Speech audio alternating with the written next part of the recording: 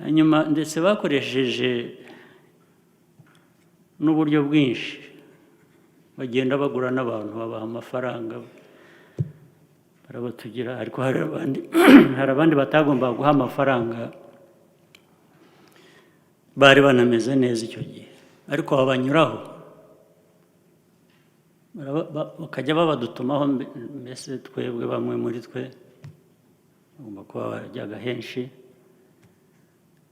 kutwumvisha ko aho turi tuhagume ndetse tuhakomere ndetse tuhifatire haba hacu nibyo muri 88 bantumyeho abantu n'abandi hari abandi twakoranaga icyo gihe nabaga i Bugande badutumaho baza kutwigisha ko ariko ubundi kariya gahugu muragashakamo iki ko twumvise ngo murashaka gutaha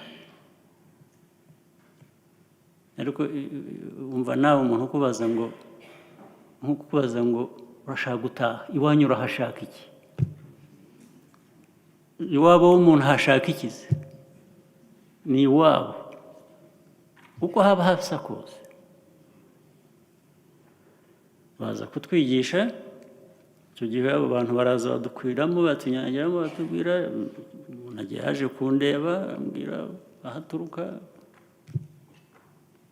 ndibuka uwo muntu bari bamutumye aturutse muri Kongo mu gihugu cya Kongo cyitwaga Zaire icyo gihe hari igihe byabaye murabyibuka murabizi aho abayobozi b'igihugu hano bavuze ngo igihugu ni gitoya ni gito ntabwo abanyarwanda bagikwirwamo abari hanze nimugume aho hanze dushake uko abakirimo bakibamo ariko mwebwe nimugume hanze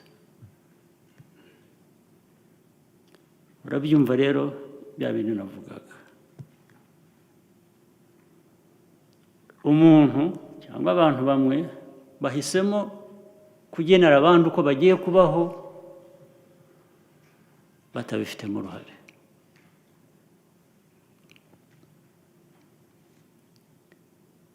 niba mubyibuka kandi abandi mu by'ukuri iyo mvugo yo kuvuga ngo u Rwanda ni urwaba barurimo abandi mugume hanze niba mutari mubizi reka mbibabwire nicyo cyihutishije n'abantu gushaka kuba muri uru Rwanda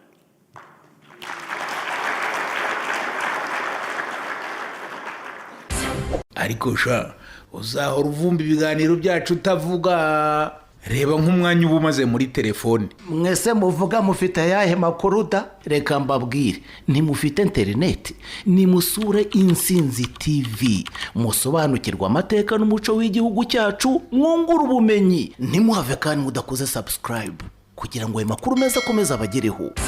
Intsinzi TV isoko y'inkuru zicukumbuye zica impuha. Mwiriwe neza mwese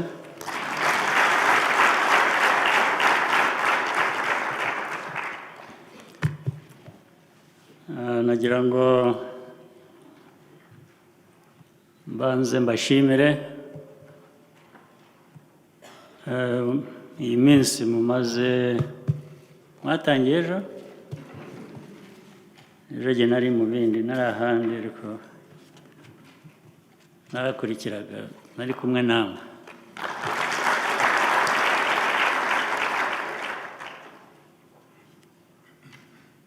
ndabashimira akazi keza rero Unity Club n'amateka yayo umuntu ashatse yayibonamo ibintu byinshi kandi byiza by'ingenzi kimwe cyangombwa umuntu akwiye kuyibonamo, biduha umwanya wo guhura tukaganira, tugatekereza, ndetse tukongera tukabaho ubuzima twanyuzemo bw'imyaka myinshi. Ubu turasubira inyuma tukaba muri bwa buzima bw'imyaka 30 ishize, 25, 20. Bwari ubuzima bukomeye, ariko ni n'ubuzima wigisha. Hari byinshi twabivanyemo. Ubwo buzima rero uko bukomeye ni nako bwubaka abantu, bwubaka n'igihugu. Ndetse Unity Club rero duha umwanya, ndetse ikanaduha no kongera gushaka muri Ndi Umunyarwanda byinshi bikubiyemo byadufasha gukomeza kwiyubaka nk'abantu cyangwa se kubaka igihugu.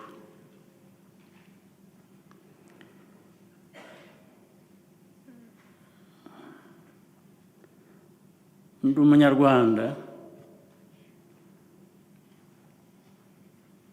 nayo ifite ibintu byinshi umuntu ayibonamo cyangwa yumvamo.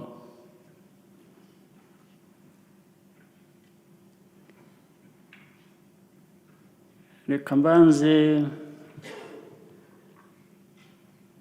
ndetse mpere ku aho bikwiriye kuba bitangirira. Ndi Umunyarwanda,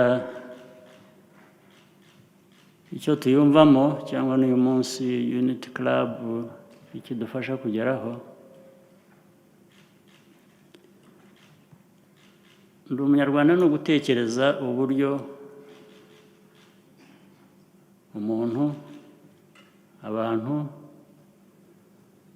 biyubaka cyangwa se igihugu kiyubaka. Iyo uvuze ibyo rero uba uvuga politiki.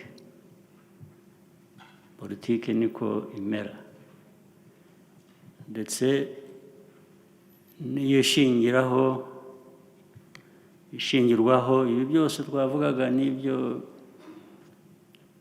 Wilkins yari amaze kuvuga mu ijambo rye, iby'abarinzi b'igihango batubwiye, cyangwa se ibyo twabwiwe byabo bakoze, byose bishingira kuri yo rusange y'abantu, ya society, uko babaho, uko bahitamo ibyo baba, cyangwa uko bakora imirimo yabo ibareba muri rusange. Reka mbere kuri icyo rero ubwo navuze kuri politiki.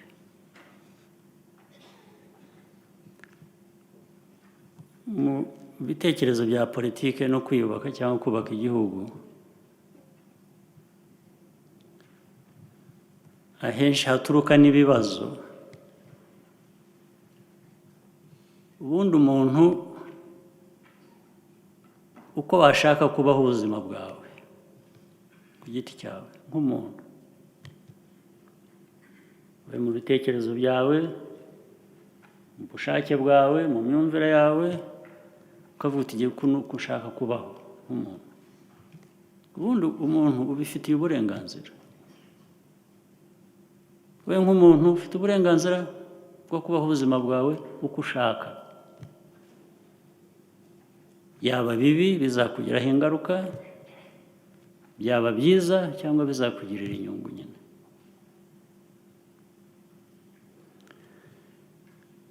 politiki rero icyo ifasha kenshi igatandukanya ibintu, uko wahitamo kubaho ubuzima bwawe nk'umuntu. Ntabwo ushobora kubiheraho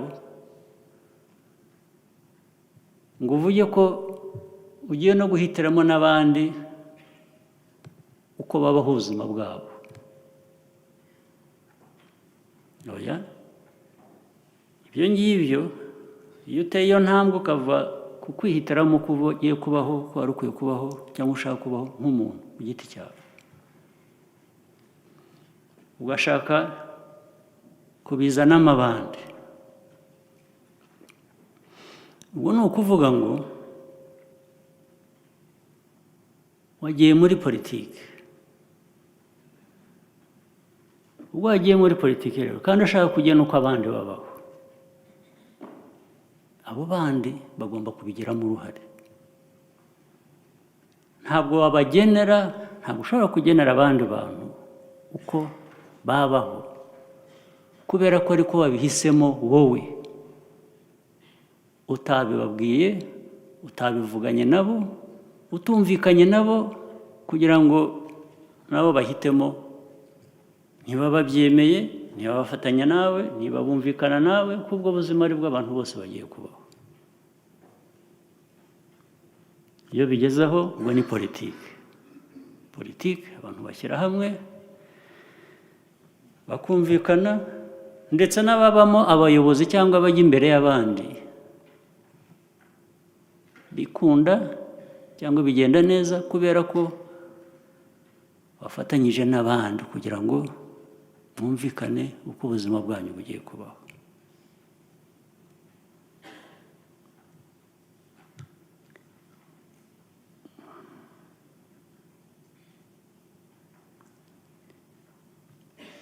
Reka nongere kuri ibyo mbahe urugero. Mu mateka mugomba kuba mwaganiriye hano, hari byinshi mwavuze byahise birebire.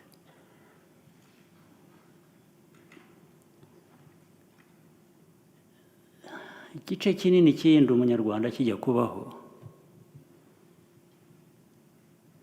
abantu bajya mu ntambara zo kwibohora n'izindi, aho byaturutse hamwe muri aho murahazi. Hari igihe byabaye, murabyibuka, murabizi, aho abayobozi b'igihugu hano bavuze ngo igihugu ni gitoya, ni gito, ntabwo abanyarwanda bagikwirwamo. Abari hanze nimugume aho hanze, dushake uko abakirimo bakibamo, ariko mwebwe nimugume hanze. Urabyumva rero bya bintu navugaga. Umuntu cyangwa abantu bamwe bahisemo kugenera abandi uko bagiye kubaho batabifitemo uruhare.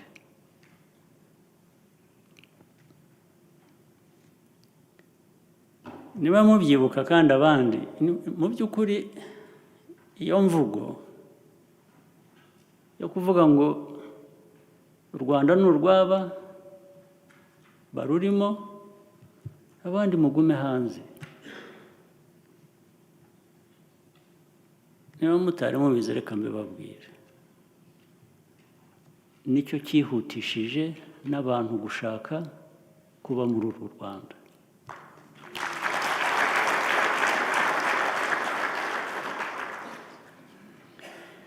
Ndetse ntabwo bagarukiye aho.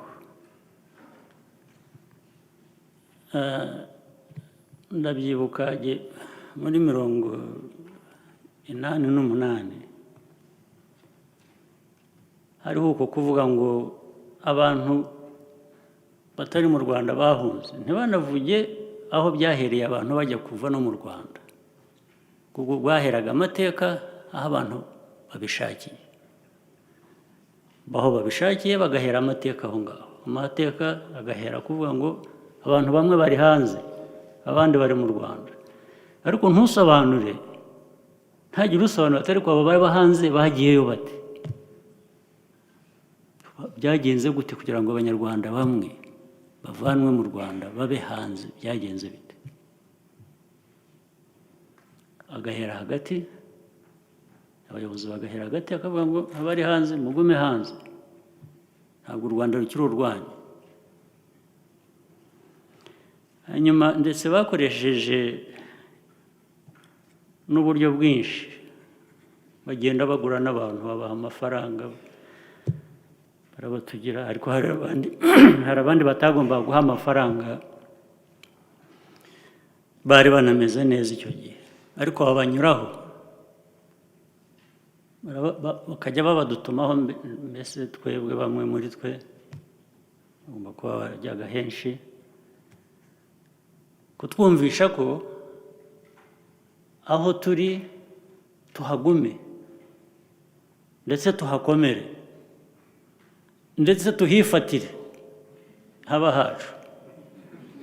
Nibyo muri 88 bantumyeho abantu n'abandi, hari abandi twakoranaga icyo gihe nabaga i Bugande, badutumaho baza kutwigisha ko ariko ubundi kariya gahugu muragashakamo iki, ko twumvise ngo murashaka gutaha. Ariko umva nawe umuntu ukubaza ngo urashaka gutaha, iwanyu urahashaka iki? Iwabo w'umuntu hashaka iki se? Ni iwabo uko haba hasa kose.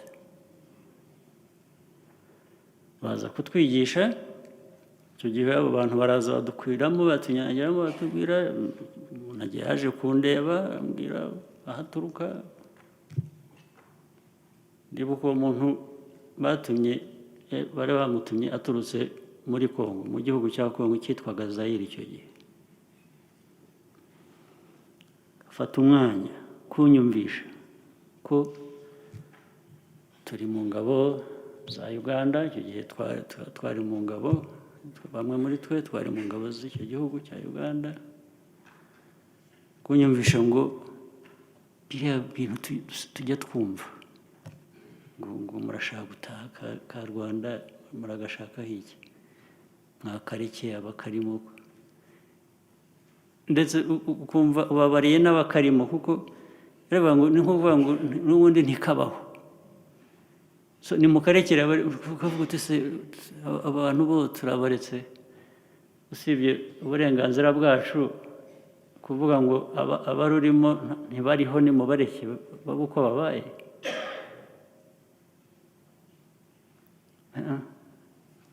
Ndamubwira nti kuri ibyo ntabwo twumvikana.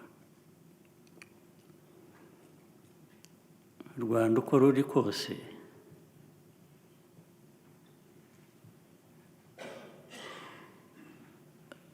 ni rwo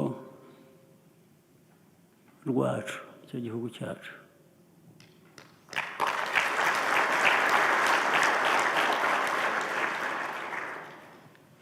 Naho ibyo avuga ndamubwira nti wowe uvuga ngo umeze neza, yari umukire kuko yarakize cyane bikabije. Ndamubwira nti ariko ubuzima ntabwo ari ubukire, ubuzima birenze ibyo. Gukira wakira akahirwa ni byiza, ariko kwambuye ikindi kintu kitari ubukire cyangombwa, icyo byose bishingiraho, ubukire ntacyo buba bukimaze.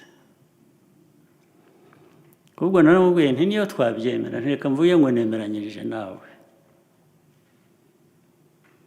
tugiye ku Rwanda kurwihorera,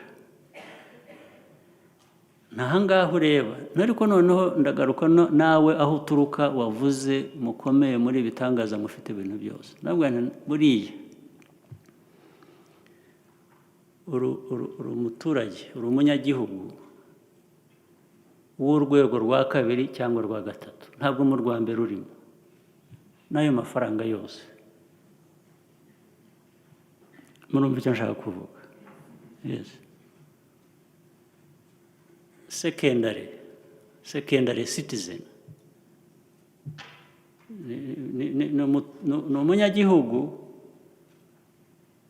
uhabwa ibyo abandi basize. Ba nyir'igihugu barabanza bagahitamo bakavanamo ibyabo, ibisigaye uri umunyagihugu wo kuri uru rwego ujya gufata ibyo basize. Ntabwo uri we, njye sinshaka ubwo buzima.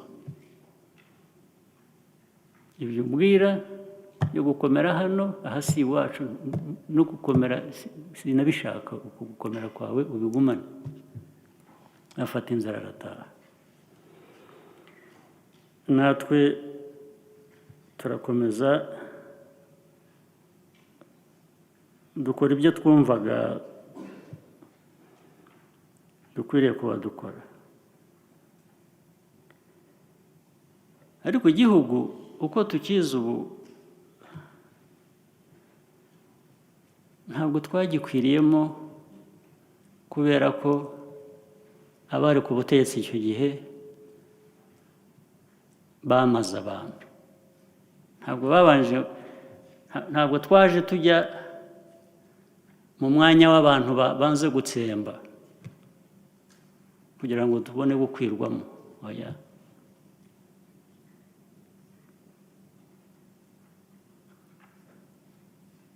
Ahubwo n'ubundi politike y'abo ngabo niko yari iteye.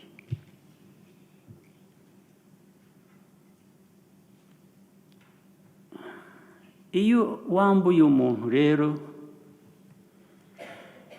ikintu icyo ari cyo cyose, uburenganzira bwe, arushaho gushaka kuburwanira. Kandi iyo ntambara yo kurwanira ukuri, yo kurwanira uburenganzira, abantu iteka barayitsinda.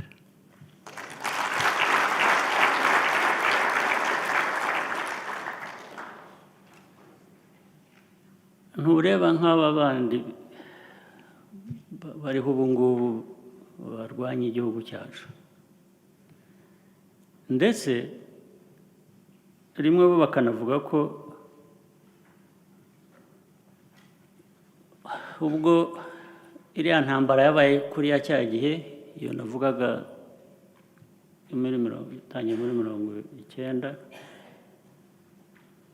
uvuga ngo se bariya bo siko batangiye, urabona bataragize batya. Ntabwo ari rimwe guteranya na rimwe ni kabiri, ntabwo ariko bingana.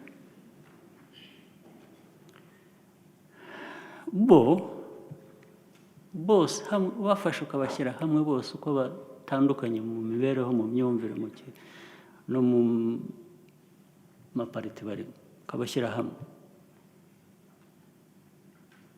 ugashakamo umuntu umwe gusa waba afite ukuri avuga ashingiraho, ntabwo wamubona. Kubera iki? Kubera ko in fact mu by'ukuri nicyo kibazo abantu rimwe bajya bagira, ndaza kubisubiraho nabyo. Politiki yo hanze isanzwe ku isi bakakubwira ngo ariko mu Rwanda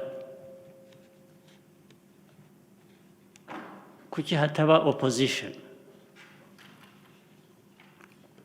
Ubonye uko babyumva, tukababaza atari ko opposition ashaka kuvuga iki? Opposition biba co-opposing ikintu icyo ari cyo cyose. Agira ngo to oppose, you must oppose something that is wrong. If you want to oppose what is right, you have a problem.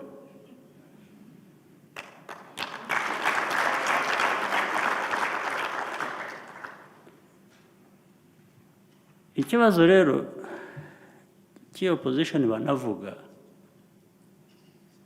mu by'ukuri mu Rwanda kubera amateka yacu n'ukuntu ibintu byagiye bikurikirana ukuntu bikorwa aho naho biganisha n'uwakwitwa opposition muri iyo definition yabo yagira ikibazo kuko opposition uhagarara ku gitekerezo runaka ukavuga uti dore ikintu twambuwe, dore ikintu twabujijwe, dore ikintu kidakorerwa abanyarwanda kandi gikwiye kuba gikorwa. Ikibazo bafite muri ibyo byose, ibyo bafite baheraho bavuga ibyo ni bikeya cyangwa se nta n'ibihari. Abo barimo bavuga ibyo usibye gushaka kuzanira abanyarwanda ubuzima bubi, naho se iyi ndi umunyarwanda tuvuga icyo yatwigishije ni iki cyangwa icyo yahereyeho ni iki? Icyo yahereyeho ni ukuvuga ngo n'umwana akanaka uwo ari we wese w'idini iyo ari yo yose, w'ubwoko ubwo ari bwo bwose, w'akarere aturukamo ako ari ko kose, afite amahirwe angana n'ay'undi uwo ari we wese.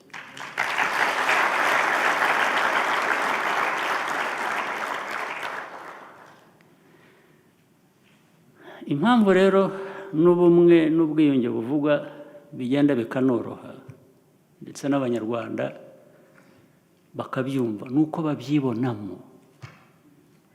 Nta munyarwanda uhejwe wagiriwe nabi n'undi munyarwanda w'amafuti, ntabwo bivuze iyo politiki. N'uwo munyarwanda w'amafuti wagiriye undi nabi bigarukiraho, ntabwo ari igihugu, ntabwo ari politiki.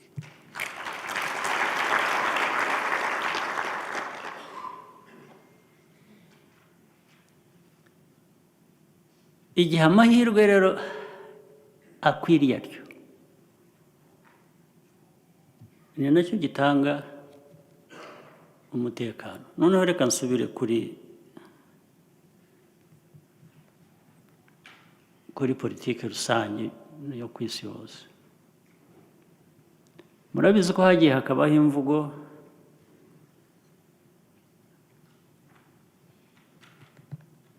ivuga ko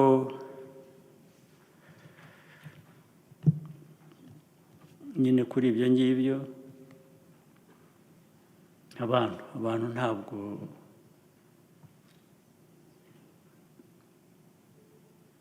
ngo ntibinyagambura. Twavuga ubumwe bw'abanyarwanda ngo gushaka gushyira abantu hamwe ni ukuvuga ko ushaka kubayobora mu kintu kimwe wowe ushaka. Twabwira tutoya ni ugushyira hamwe ngo abo bashyize hamwe bumvikane inzira banyuramo uko bashaka ariko bari hamwe.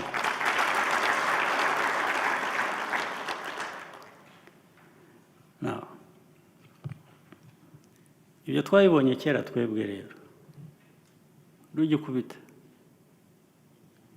Nicyo nshaka kugarukira ku byo navugaga politike yo hirya no hino ku isi. Ntihagere hano umbwira igihugu ku isi ari igito ari ikinini kidafite ibibazo. Ibibazo birimo anga, birimo protest. Ntihagire ukimbwira. Ndetse reka no kwirirwa mvuga ibyo turabizi ko ari byinshi, ariko mumbwire muri bya bihugu byaduteye imijugujugu yo kuvuga ngo turashyira abantu hamwe ngo turakora icyaha, bariya bategeka isi nyine, nimumbwire kimwe muri byo kidafite ikibazo, nimukimbwire. Hari abambaye ya mavesiti y'umuhondo,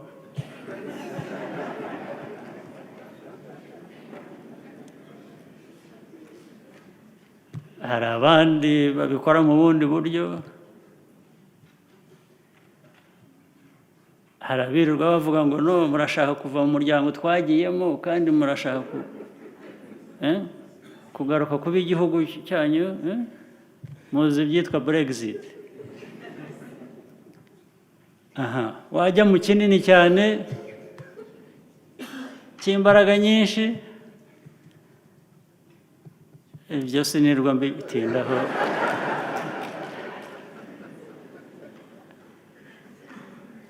Ariko ikibazo ni iki, kandi buri wese muri abaturuka muri ibyo bihugu barakubwira ngo, barabimbwira, bagomba kuba babibabwira namwe, baratubwira ngo divisive politics, politics of division yatumaze. Uko babivuga, mujye mukurikirana ibiganiro no kuri mateleviziyo, barabyivugira, ntabwo ari ibyo mpimbagiye, ibyo mvuga ntabwo ari ibyo bivuga gusa, ndavuga ibyo bavuga.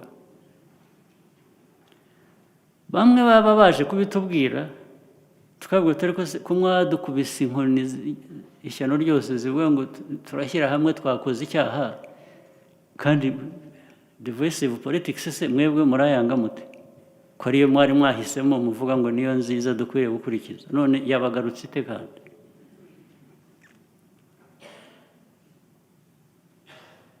Kubera ko politics nyine bamenyereye ni ya yindi nk'iyo twabanjemo, igira abahutu, abatutsi, abatwa, mukaryana, abantu bakajya ku mihanda bagatwika n'ibikorwa by'amajyambere bitariho, bagatwika n'akazu kari aho karyamye ku kandi, ubwombe bakabutwika nyakatsi, bakabishyiraho inkongi za rukarakara, bakabomora. Ubwo ngo ni multi something politics. Hanyuma natwe turabyemera, turabifata ngo niko bimeze. Ariko bahoze muvuga guhitamo, uhitamo ibikubereye, nta uhitamo ibibereye abandi. Abandi niyo bahisemo bagahitamo nabi bikabagaruka, ibyo birabareba. Nawe nuhitamo nabi bizakugaruka, nuhitamo neza uzabyungukiramo. Ubu nimumbwire, mu myaka 25 ishize, ibyo twahisemo nabi twicuza ni ibiki?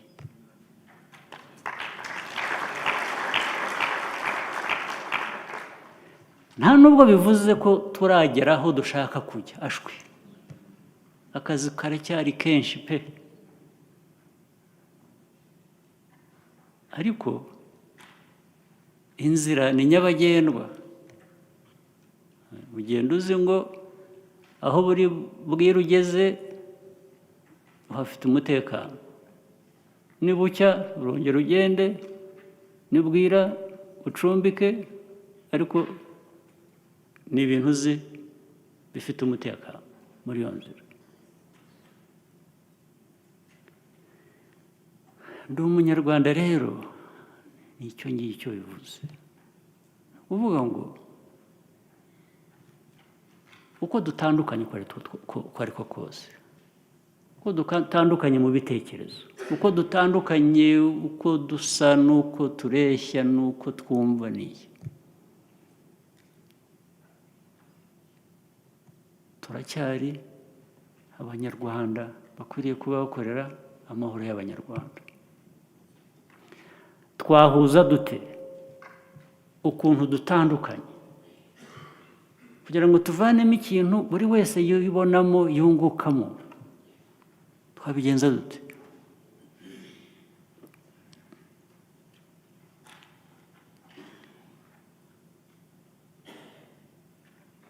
Abavuga ko barwanya igihugu, abavuga ko bashaka kuzana ibyo bazana, ntabwo nzi ibyo ari byo jyewe.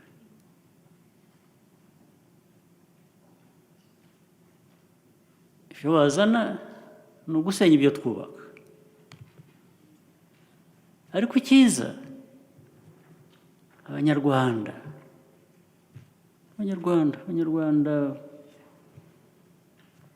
batishyiramo kuba ibitangaza kundi, bo barabyumva. Umunyarwanda wese ugiye ukamusanga aho ari iwe, ukamubaza ikibazo akubwira ni ikindi. Arashaka kuvurwa, arashaka kuba yagira umutekano, akikorera icyo ashaka, agacuruza, umwana we akiga, akakora ibyo ashaka. Yarangiza ndetse ukamuha umwanya wo guhitamo n'uwo ashaka ko amuyobora ku rwego n'urw'umudugudu, kuzamura ukagera aho ushaka kugera.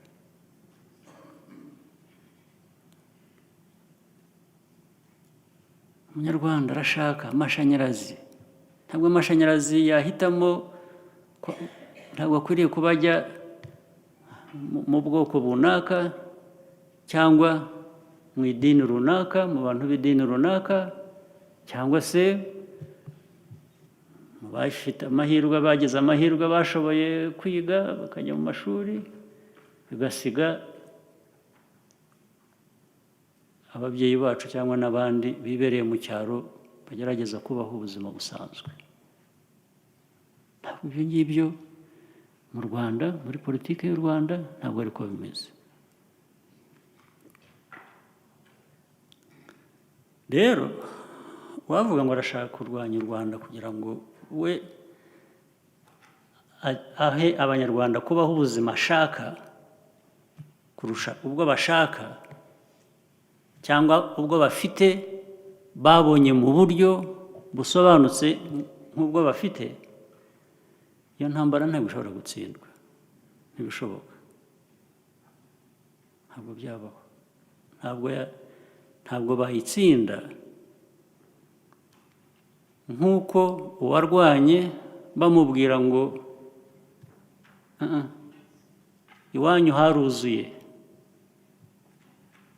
abantu baruzuye, ntufite aho ujya. Inzira ishaka kujya iwanyu wahabujijwe, iyo ntambara iroroshye gutsinda. Urwana intambara kubera ko yabaye mu buzima aho yashakaga kugira uburenganzira buruta ubw'abandi, akagira ibyo atunze ndetse akongeraho no gutunga n'iby'abandi yihaye, ab'inda nini, ab'ibinyoma, ab'intashima, ab'intagondwa. Iyo ntambara ntishobora gutsinda, ntawayitsinda. Mu bayirwanira, mu barwanira ibyo ntibashobora, nta nabuze, ntibishoboka.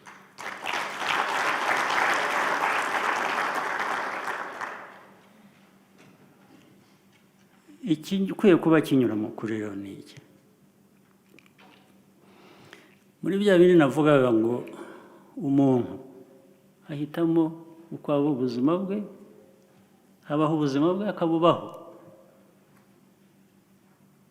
uko abishaka. Uwo ntawe ujya kugukoma imbere iyo bitangiriza abandi, ubaho ubuzima ushaka wowe. Niba ari ubuzima bwa rusange bw'igihugu, tugomba kubwumvikanaho. Yarangira hari ikintu nyine bita ni nka critical mass. Abantu bumva batyo, bumva bashyize hamwe turi abanyarwanda bahagije, bavuga ngo twe turakorera inyungu z'igihugu.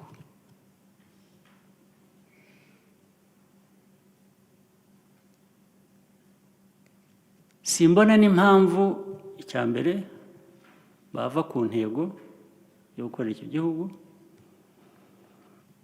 Icya kabiri, bakwemera bate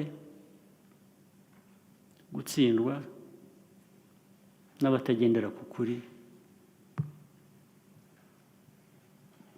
nk'abo ngabo bashaka kwangiza gusa. Niba rero muri Ndi Umunyarwanda tumaze kubaka iyo critical mass ndetse bikaba binarenze, politiki y'igihugu abanyarwanda bagenderaho cyangwa bibonamo bisangamo irimo ibintu bibiri bitandukanye na bya bintu navugaga. Iyo rero ibintu bireba abanyarwanda, abantu, people centered, bireba abantu, ibyo navugaga twahereho twebwe kera. Naho ibibazo ibihugu navuze bifite ibibazo ntabwo byarebye abantu, ubu ahubwo nicyo kibazo bahanganye nacyo. Ubu bariho barasubiza uwo mwenda. Biriya byose ubona by'imyigaragambyo n'uburakari n'iki, ni abantu babaza ngo tubeshye kuva kera, tubaha uburenganzira, ibintu byose mushaka turabatora, turabakurikira, turabayoboka, murangije murimenya igihugu cyose ubuzima bwacyo bukayoborwa na 1%, 99% bakayoborwa n'abantu bangana na 1%, n'ubukungu bw'igihugu bwose bukagenda bukajya mu bantu 1%, 99% bagakurikira. Aba rero ibireba ni abantu bishyuza ibyabo, ni ukuvuga ngo mwaraduhenze mutugenderaho, bagenderaho, babagira nka moto, umuntu yicara hejuru ya moto arabagendera. Ubu ni ukuvuga ngo twanze ko mutugendera ku mugongo mugatwara byose tugasigarana ubusa. Igihe turi kuri uyu murongo rero, kuri uyu murongo ureba abantu, utekereza abantu, ubazana niba hari ababa tumenya ko basigaye hanze tukabazanamo nabo, buri muntu wese agomba kugira amahirwe, buri wese agomba kugira uruhare, agomba kugira umugabane nk'abandi bose dusangiye. Iyo muri politiki harimo ibyo bintu bibiri rero, harimo quality, ubuziranenge bw'ibitekerezo, ibitekerezo byubaka, ibitekerezo by'ubumwe, ibitekerezo butanga amahirwe angana, ibitekerezo biha buri wese umwanya we akwiye cyangwa yishyiramo ndetse cyangwa aharanira uko ashaka. Icyo ni kimwe. Icya kabiri, iyo ari abantu benshi mu gihugu babyumva batyo, umubare n'ubuziranenge bw'ibitekerezo, icyo gihe iyo biri hamwe ntabwo mbona umuntu waza agahindura, agatobanga ibintu uko ashaka, ubuzima bw'abantu uko ashaka. Icyo gihe abantu babemerera iki? Mbese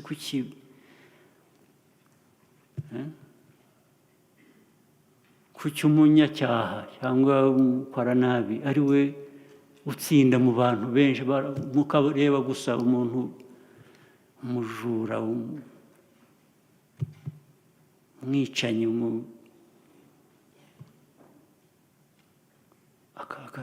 agakorana ibintu agahita akagenda, mukamwihorera kubera iki? Kuki ari we, kuki aba afite atekereza ibintu bizima atari bo batsinda? Ni ukubera iki? Habuze iki? iyo ufite umubare ukaba ufite ibitekerezo bizima, kuki umuntu yaza yaba ari hano yaba ari hanze? Nicyo twimye n'aba ibyo bihugu navugaga bimwe bikomeye byashatse kudutobanga hano, turabangira, turabananira rwose.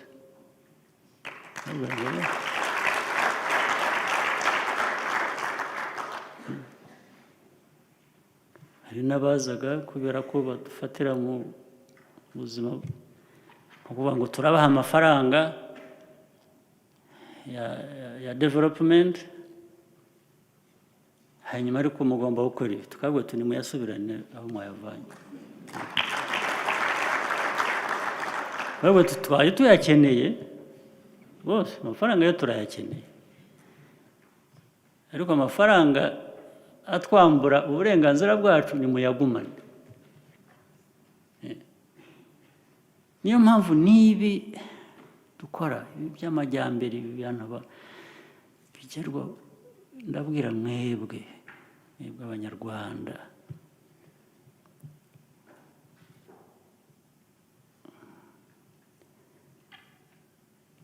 uku kwiyubaka, inzira yo kwiyubaka turimo ntikwiye gusubira inyuma, ntikwiye gusubira inyuma, ishingiye ku umwirato wa bamwe cyangwa imitwe minini ya bamwe, abantu bari aho abo ngabo mujye kwanza mubakosora, nibananirana buriya no kubashyira ku murongo birakunda, dufite imbaraga zihagije, iyo turi hamwe ntawatunanira. Abigira ba kabutindi, kwigira kabutindi muri twebwe abantu dukwiye kuba dukorera hamwe, twumva tuzi icyo dushaka. Ubu ngubu yaturuka hehe cyangwa yaba ari inde? Kuki ugomba kumushyira mu mwanya we.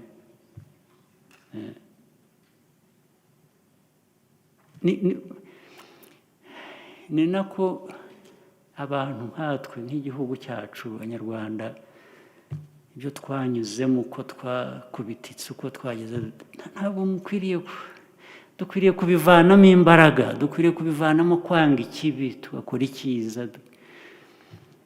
Dukwiye no kugira imbaraga zo guhangana n'ikibi. Ikibi gikwiriye kudutsinda ni iki? Ni ikihe? Gite? Abashaka kuba bonyine bakagira ibintu byo mujye mubashyira iruhande, mubihorere. Ejo u Rwanda rutazongera kandi ntabwo byashoboka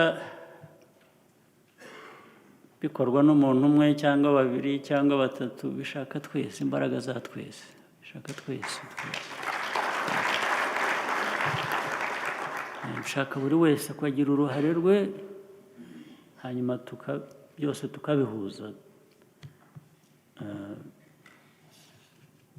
tukubaka nicyo kintu cyangombwa, bikaba umuco, tugakomeza umuco.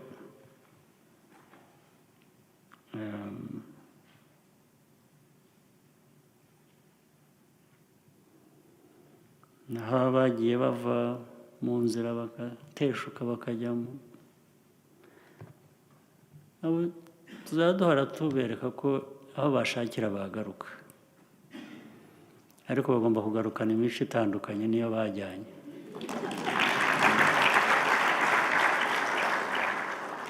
Bagomba gufata umurongo bakamenya ngo kuba iki gihugu dukwiriye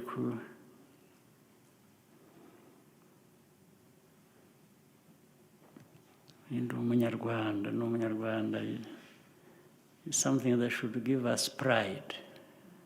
Yes, we should be proud of that.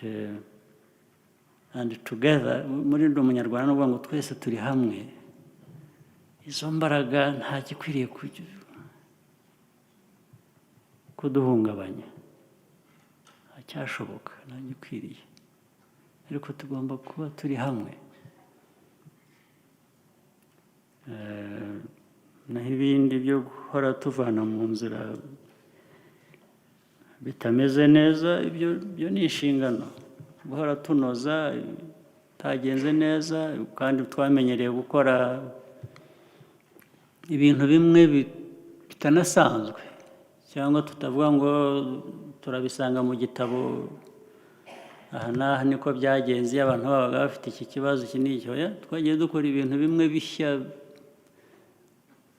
tukabona birakunze, ibidakunze dushaka ubundi buryo.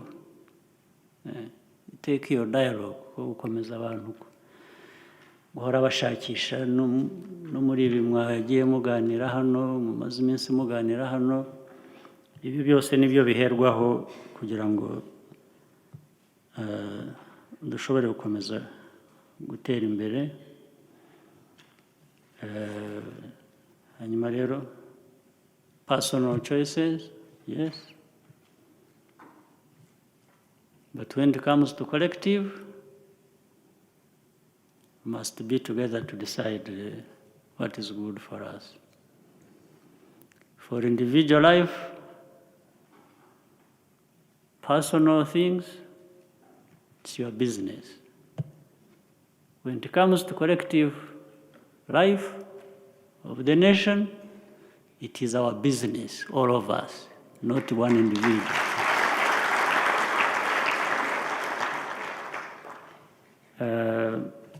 Nagira ngo ntaza kwibagirwa, nongere nshimire cyane abarinzi b'igihango batumurikiye n'ibyo bakoze. Hari ubwo ubyumva ukibaza utari ko bishoboka bite mu bantu. Burya rero abantu bashatse bakora ibitangaza nyine, kuko ubona nk'igitangaza kubona abo bantu batatu batubwiye uyu munsi n'ibyo bakoze n'uko babikoze n'ibyo baheragaho. Hari ubwo utabyumva neza ukavuga uti ese ni abantu aba ngaba. Ku rundi ruhande hari abandi bantu bo umurimo wabo bari ukubuza abantu ubuzima bwabo gusa. Niho politiki y'igihugu cyacu n'ubuzima bwacu niho bikomerera, kubangikirana imico imeze ityo, imico y'abantu bafite umutima nk'uyu abantu batweretse, ukabivanga n'umutima w'abandi bari aho.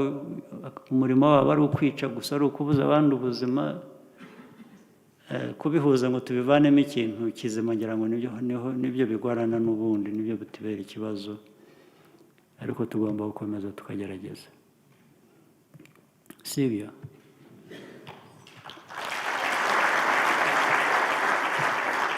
Nagira ngo ndangirize ku kintu kimwe. Aba bantu bagiye baha amasertificate n'ishimwe amashimwe bagiye babona kandi byiza bishimishije,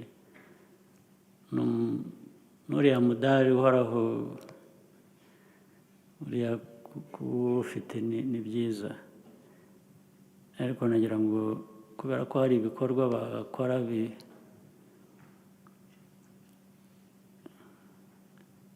bindi, dushobore kuba twabashimira no mu bundi buryo bwo kubaha amikoro.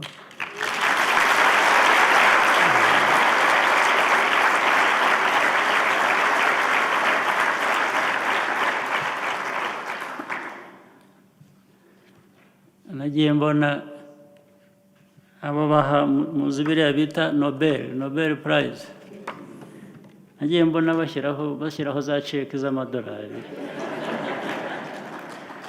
Biba ari ukugira ngo bashobore gukomeza gukora akazi kabo neza kari muri iyo nzira. Ngira ngo mumaze gutanga ibihembo by'ubu buryo. Abantu bamaze kugera, bazambwira ko bamaze kugera nka 40 guhera muri 2016 ngira ngo. Ariko ndahera kuba uyu munsi n'abandi b'icyo gihe nabo turabashaka kubabona.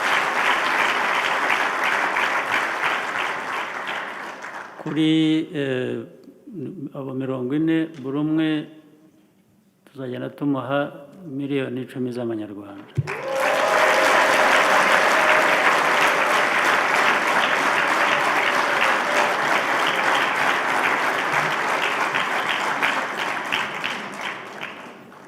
Turahera kuba uyu munsi n'abandi banyuze aha ngaha nabo muzabibuke mubashyire kuri urwo rutonde rw'aba.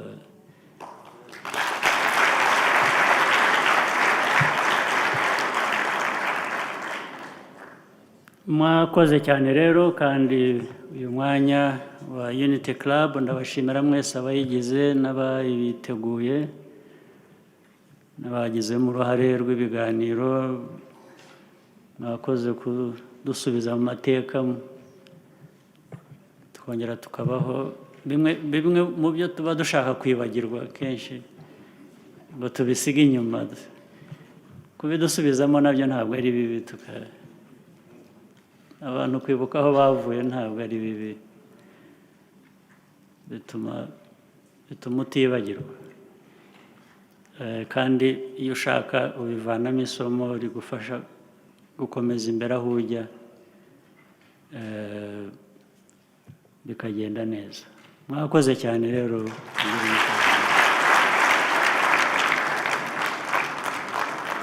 ariko sha uzahora uvumba ibiganiro byacu utavuga.